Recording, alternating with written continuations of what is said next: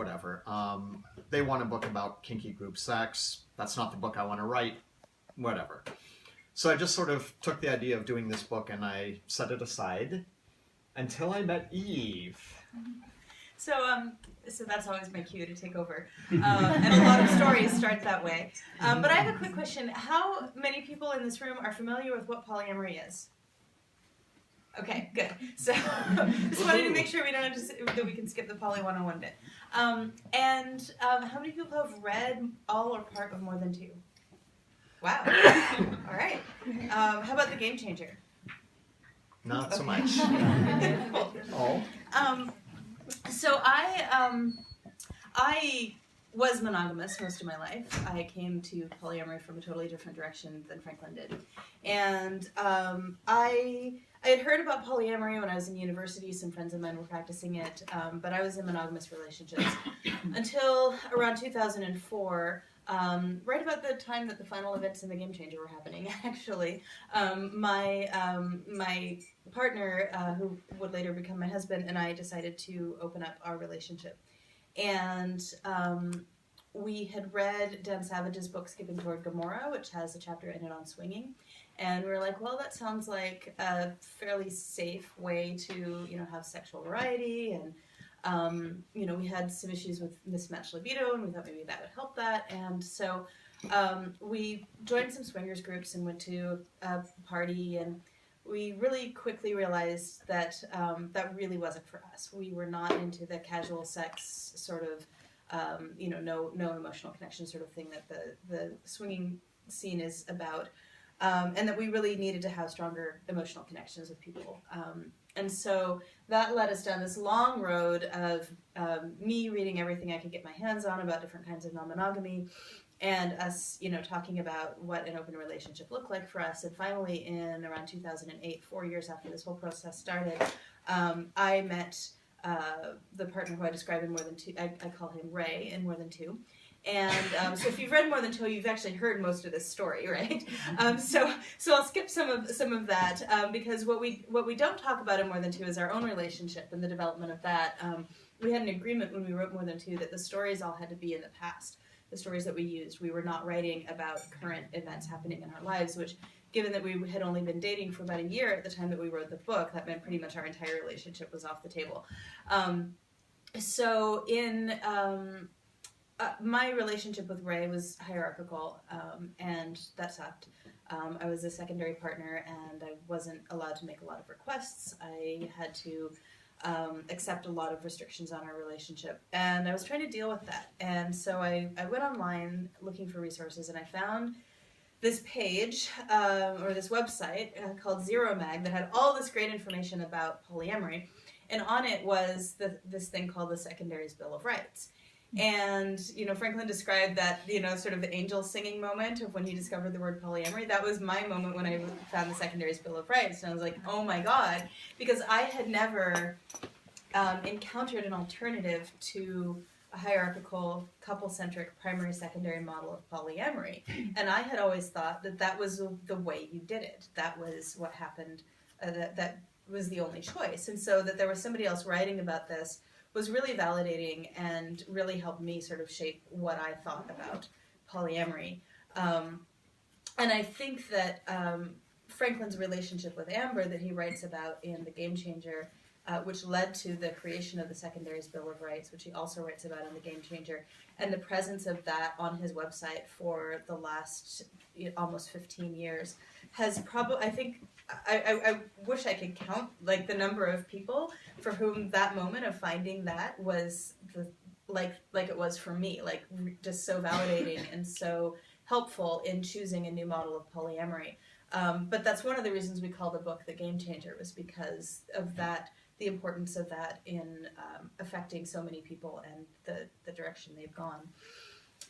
But I also, so I started interacting with Franklin online for a couple of years. I followed him on his blog and on Twitter, and we finally met back in 2012. And one thing led to another, as they do, and we ended up dating. I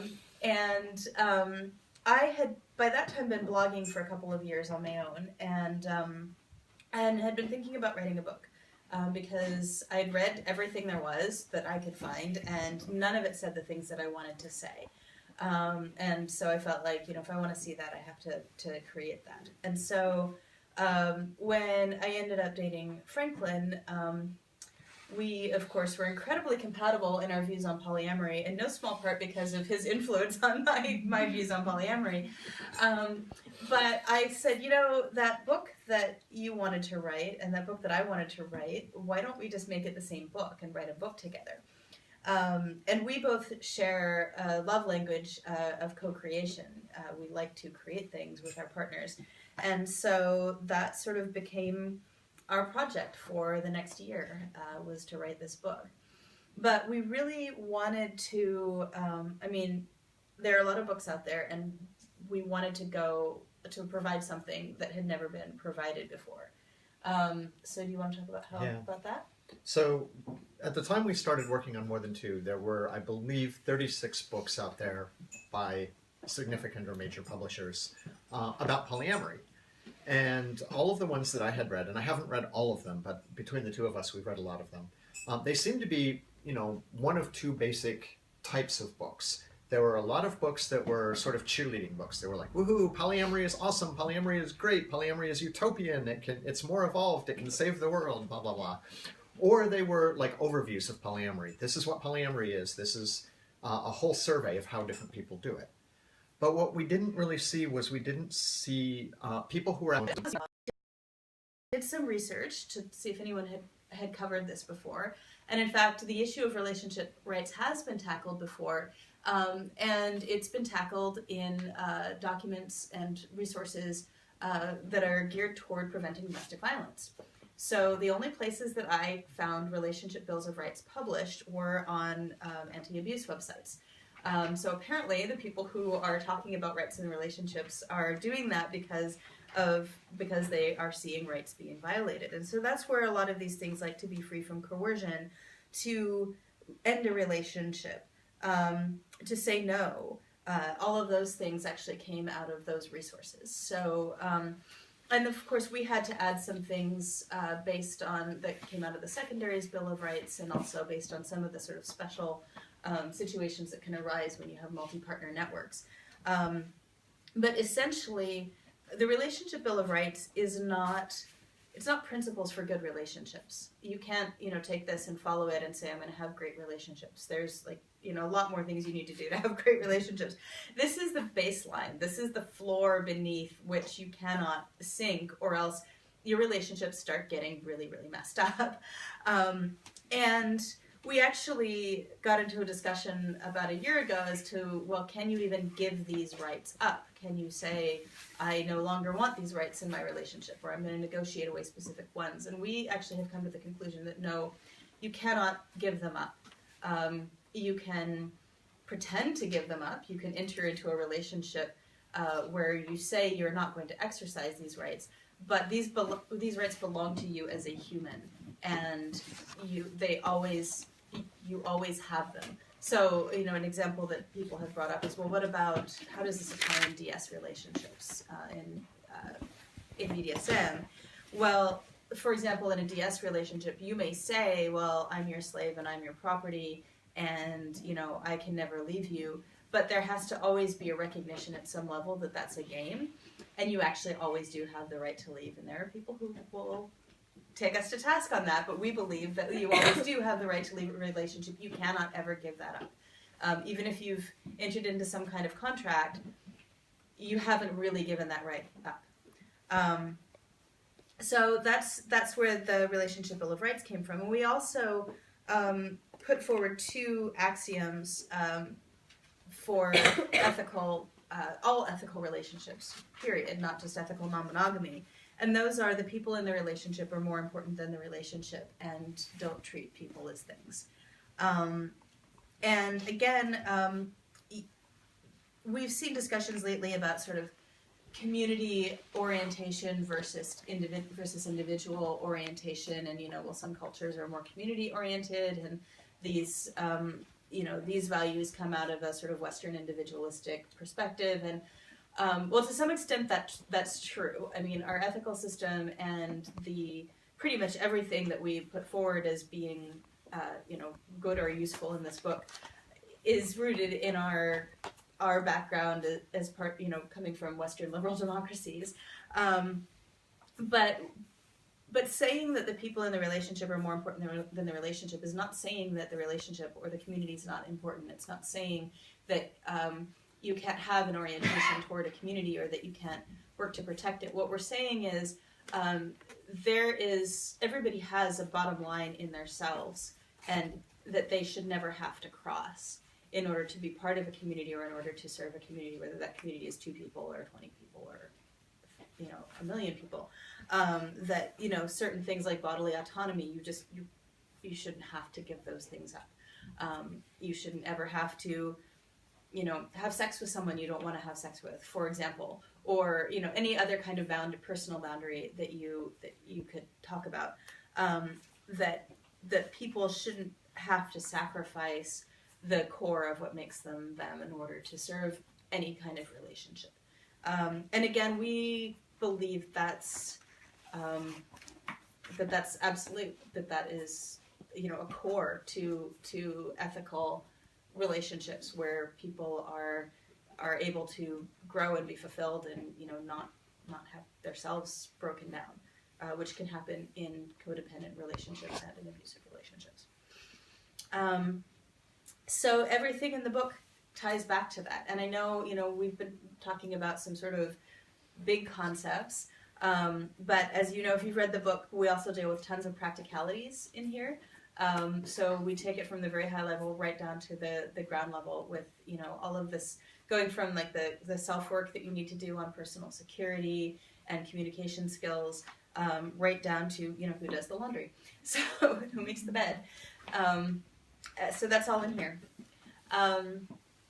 So I kind of want to, instead of read, pass it over to you to talk about the Game Changer. Okay.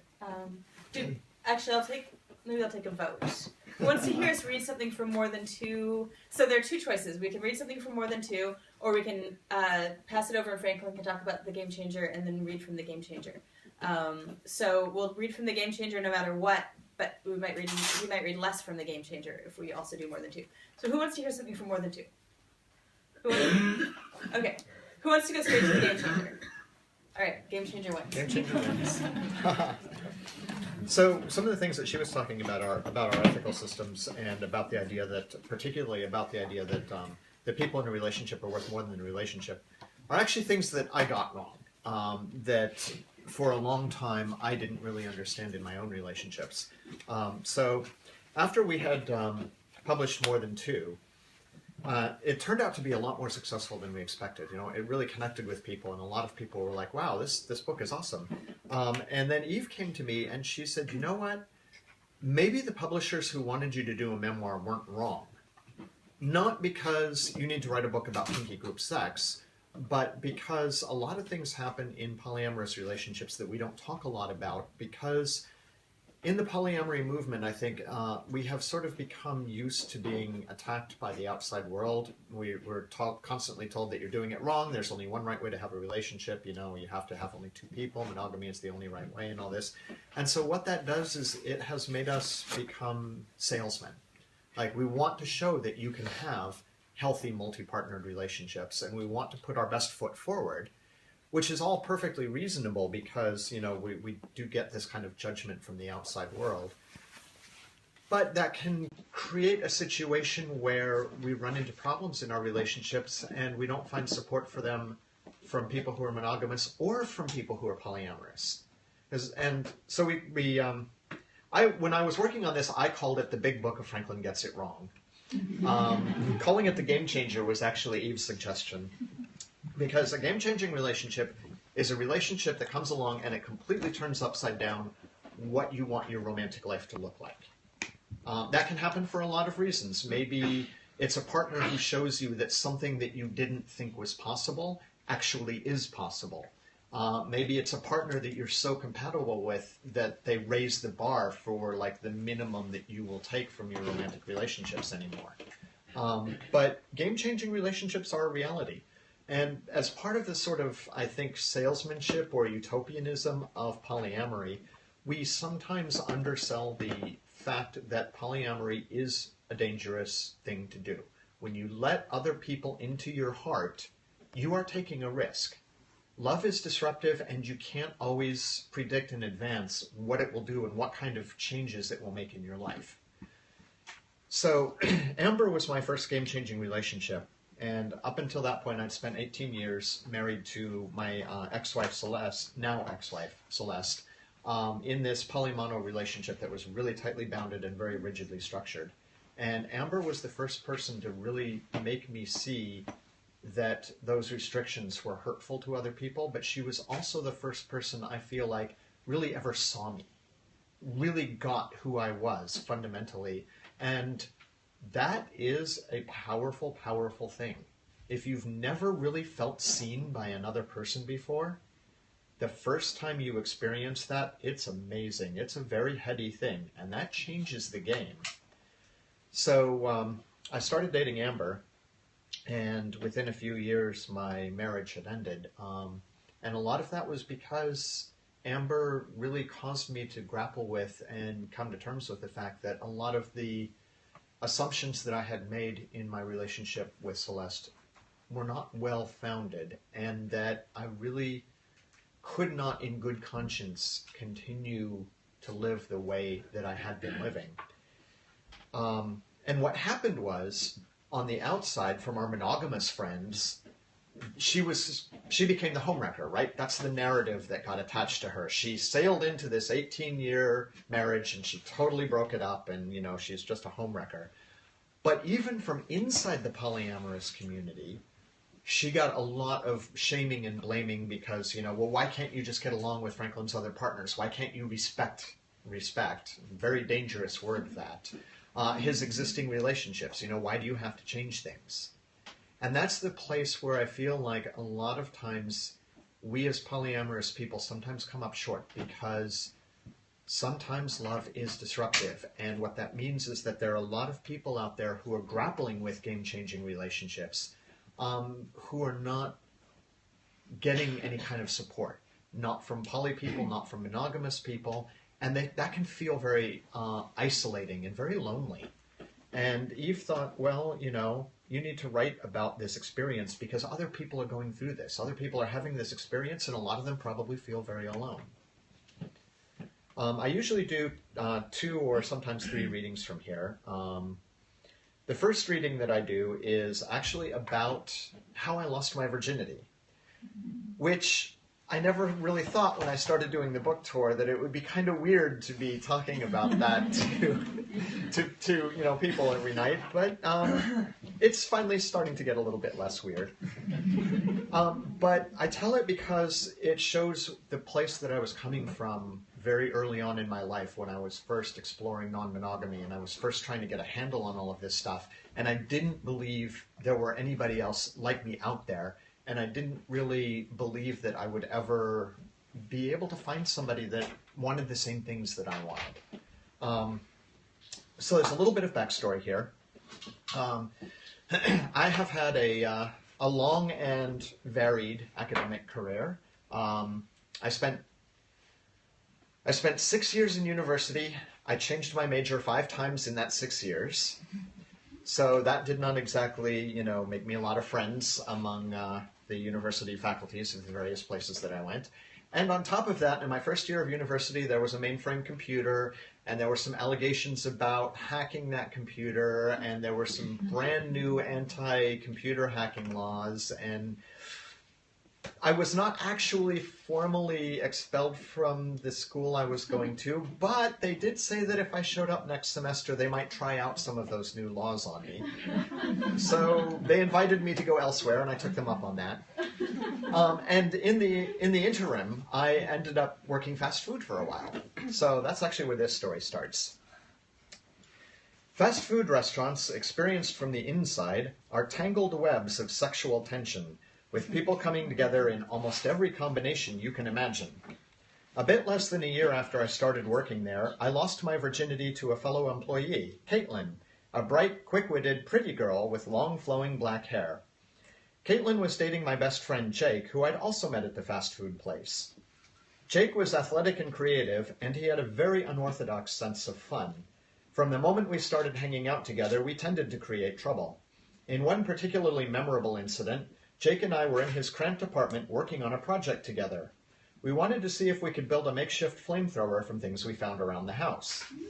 We started with a can of butane for a refillable lighter. Jake pulled some tubing out of an old aquarium pump and took apart the kitchen faucet.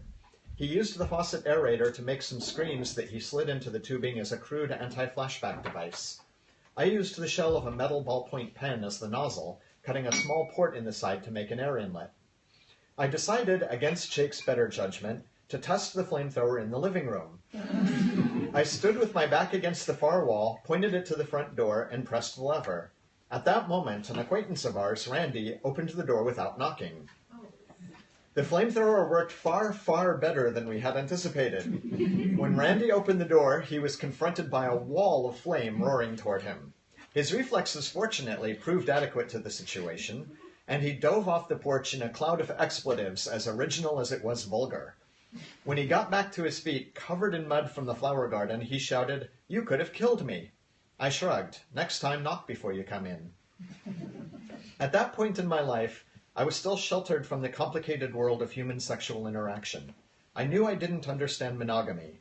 I knew I was attracted to things that most people called kinky. I was fascinated by the thought of tying up a pretty girl, or perhaps being tied up myself. But my understanding of all things romantic was entirely theoretical. The whole of my dating experience had been taking 2 dates to my high school senior prom, neither of whom ended up as a lover. I didn't really start noticing that boys and girls were different, or that girls might be interesting in any capacity beyond conversation partners, until I was in college. I did notice Caitlin. She started dating Jake shortly after she began working with us, and for a while the two of them were inseparable. Jake had just moved from the tiny studio where we tested our flamethrower into a larger townhouse apartment, where I would often hang out after work. One afternoon, I arrived at Jake's place a few minutes before Caitlin.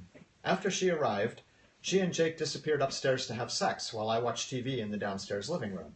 That wasn't unusual. The two of them took every available opportunity to make the beast with 2 backs. I heard the usual assortment of screams and moans from the upstairs bedroom. Then after they were done, Caitlin called down the stairs. "Franklin," she sang, "can you come up here for a minute?" I went upstairs to find her sprawled naked on the bed with a huge grin on her face. She pulled me down on top of her and kissed me. We set about to some serious, dedicated snogging. She pulled my clothes off and rolled over on top of me. Jake was kneeling behind her, fondling her while she straddled me, and just like that, I wasn't a virgin anymore. It wasn't clear what I was, though. I knew I quite liked Caitlin, but I also knew that she and Jake were partners. I didn't particularly understand monogamy, but it seemed to be something that most people felt quite strongly about. I also didn't know how to talk about what I did want. I wanted to explore a relationship with her, but I had no idea if our sexual encounter meant that was on the table or not. I never talked with her or with Jake about any of it. Worse, I was in that awkward stage of male development where I was so desperate to try to figure out how to get girls to pay attention to me that I completely missed it when girls paid attention to me. Prior to that afternoon at Jake's place, Caitlin and I had spent quite a lot of time together. We were great friends. But when I look back with wiser eyes, I can see she was trying in 1,000 ways to tell me she was open to more. One particular evening, I drove her home from work in my beat-up Volkswagen Bug. We sat in the car in front of her house talking for a while. She complained there was something on the seat digging into her butt. She dug around for a bit and came up with a small machine screw. A leftover, no doubt, from the work I'd just done replacing the back fenders with the half-sized fenders, popular among people who like to take Volkswagens through deep mud. "Hey," she said brightly, holding it up. "Want a screw?" The whoosh of her flirt passing over my head might have sucked all the air out of the car had the windows not been open. It was years before I realized she'd been flirting with me all along. And that's what it was to be the adolescent me. I totally missed it anytime anybody expressed an interest, because I was starting from the idea that I was the only one like me, that nobody else would be interested in this whole non-monogamy thing, even though I took 2 people to the senior prom, that I completely didn't register any sort of expressions of interest in me. There's a story that I didn't put in here, but I really should have. Right before this happened, I was visiting a friend of mine at her place, and I had a crazy crush on her. And we were sitting on her bed talking in her bedroom, and there was a pair of handcuffs on the headboard of her bed. And I pointed to them, and I was like, huh, that's interesting. And she leaned back on the bed, and she put her arms up like this, and she said, "It's as interesting as you want to make it." Right over my head. And Eve, I told that story to Eve, and she was like, you know, when you left, she probably felt really rejected. And I was like, yeah, she probably did, didn't she? She was like, Franklin was totally not interested in me. And I had such a crush on her. But, so that's the place where I was coming from. So when I met my ex-partner, Celeste, I believed that I had to take advantage of any opportunity that I had, because if I didn't, who knew how long it would be before somebody expressed interest in me again? Like, I was so locked in this kind of starvation model of relationships that I thought I was like, oh, here's somebody who wants to date me. I have to say yes. And once we were in that relationship, I kept thinking, I can't lose this relationship. I can't lose this relationship. If I do, I will never find anybody again. And she was sort of coming from the same place. You know, she told me several times, she would say, I love you, and that means I can never leave. So we both kind of felt trapped, which meant that neither one of us could advocate for what we wanted from a position of strength, because we couldn't ask for anything that we thought might jeopardize the relationship, because neither one of us felt like we could afford to lose it. And that sucked. That put us in a really bad spot. She knew that I was never monogamous and had never wanted to be monogamous. I knew that she wanted monogamy, but we felt like we didn't have any choice but to try to make it work anyway. And so what happened was, she kept saying, well, you know, you can have sex with other people as long as it's just sex and not love. If you do fall in love with somebody, it can never be as much as you love me. I always have the ability to tell you that you can end any other relationship at any time. You know, you can never spend the night with another lover. You can never, for a long time, I could never use the word love with another partner. We had a rule that said no other partner could ever use pet names with me, because that was her thing. When we got married, she actually, right after we got married, she held up her hand with her wedding ring on it, and she said, now I have the one ring to rule them all. And I went along with that because I really believed that there was nobody else who actually wanted non-monogamy. And, you know, I would have to do all of this negotiation again, even if I did ever find another partner, because there wasn't anybody else like me. And as much as that sucked for Celeste and I, trying to navigate that kind of incompatibility, it really sucked for people who got close to me. And that's sort of why I was thinking of this as the big book of Franklin Gets It Wrong while I was writing it. The second part that I read from here is the story of my relationship with Bella. She and I were together for 10 years of the 18 years that Celeste and I were together. So for 10 years, we had a relationship that was subject to all of these rules and restrictions and was never allowed to grow into anything more. And it's hard for me to read this story, and it keeps getting harder every time I do it, because I do not believe that I treated her well. She and I are still friends. We are still very close. She still loves me, and I think it's a testament to how much we loved each other that she was willing to put up with this for 10 years. But at the end of that time, she finally came to me and she said, look, I can't do this anymore. As long as you're living under all of these rules and restrictions, I just can't keep doing this. Bella ran a Tampa-based BBS from a computer tucked under a desk in her apartment. We started talking online, then met in person at a get-together for local BBS sysops. She was a quiet, dark-haired woman with a keen and profoundly geeky intellect. I mentioned my passion for photography. She offered to model for me. One weekend afternoon, we walked around the undeveloped land behind the local university looking for interesting places to shoot. I found Bella captivating, smart, skilled, flirty, and engaging. Eventually, as these things often do, our conversation turned to the subject of sex and relationships. I discovered to my surprise that she was non-monogamous. We talked about what that meant to each of us, The agreements between Celeste and me, the various restrictions under which my other relationships would be allowed to live. I'm not looking for anything serious, Bella said. That all sounds good to me. We talked some more. We flirted. Eventually we kissed. Bella smiled. Took you long enough, she said. I've been waiting for you to do that for the last hour. Thus began a long stretch of calm waters in my romantic life, at least for me. The turbulence of my failed relationship with Ruby gave way to smoother sailing, largely, I would later learn, because a great deal of the chop was transferred onto Bella. Celeste, still raw from the implosion between Ruby and me, reaffirmed her no living with another lover rule. She saw how badly I was hurting from the breakup. She had relaxed the prohibition on sharing a home with another lover, and the result had been a disaster. Plainly, then, the way to prevent another train wreck was to make sure we never went on that particular track again. No more, Celeste said. We tried it and it didn't work. No more living with another love interest. When I became involved with Bella, Celeste and I had to clarify what the no spending the night with another lover rule meant. Did it mean I had to be home before Celeste went to bed, before sunup, before midnight? We talked about it and decided on a curfew, 2 o'clock in the morning. Bella lived in an apartment of her own nearby. Her place was decorated in a kind of late Middle Ages meets techno-fetishist motif. The living room was dominated by an enormous loom, a spinning wheel, and racks of computer gear. 6 months into our relationship, I was spending 1 or 2 evenings a week with her.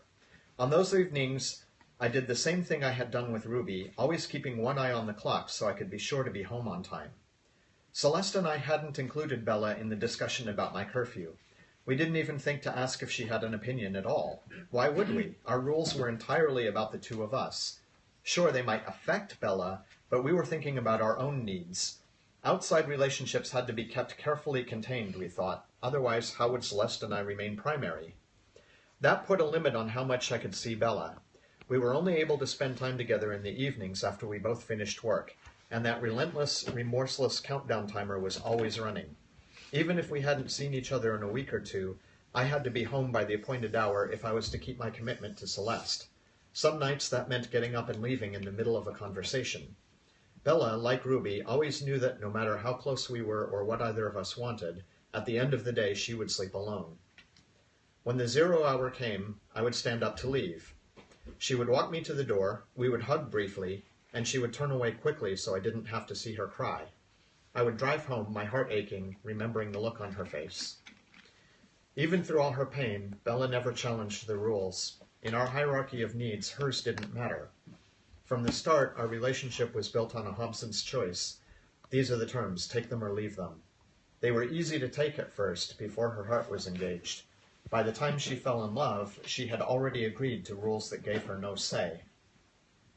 As time went on, Bella became more and more unhappy. When I went to leave, she would hug me, burying her face in my shoulder. "This sucks," she'd say. And then she would turn around, but not so quickly I didn't see the tears, and I would go.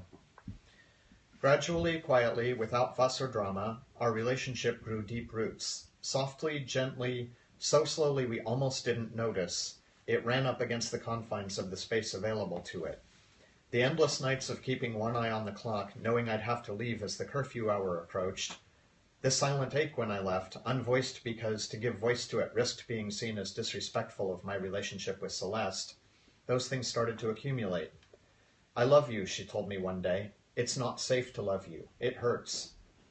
She wanted more. I wanted more, but admitting it seemed treasonous. In the equation Celeste and I had written, Celeste's happiness mattered and Bella's didn't. Each time I left, my chest felt heavy. It's for the greater good, I would tell myself. Celeste is the primary. I can't lose her. It's important to follow the rules. It's for the greater good. Some nights I almost believed it. Bella was a professional programmer with expertise in telephone switching systems. When these ultra-modern cell phone gizmos started to take off, her talents became a hot commodity. One day, after we'd been dating for a few years, she came over to visit me. "I've been offered a job," she said. A long pause. "In Atlanta." Another pause. "I've been thinking, maybe some distance?" "Yes?" "Maybe some distance," she continued after a while, "might help with, with things." "What things?" I asked. "Not being allowed to see you, never being allowed to have more. If I'm far away, maybe it won't hurt so much." I scratched my head. I wasn't sure if she was hoping I would try to talk her out of it, or simply informing me of what was already a done deal. Yeah, I said. So that means you're moving then? Another pause. Yeah, I think so. That's what it was like to date me for a very, very long time. And the thing that was most amazing about it was not even that I didn't see how damaging that was to other people. It's that nobody, until I met Amber, ever said a word about it. And Amber was the first person I dated who was willing to look at me and say, you know what? These agreements, these rules, they're not cool. They're not compassionate.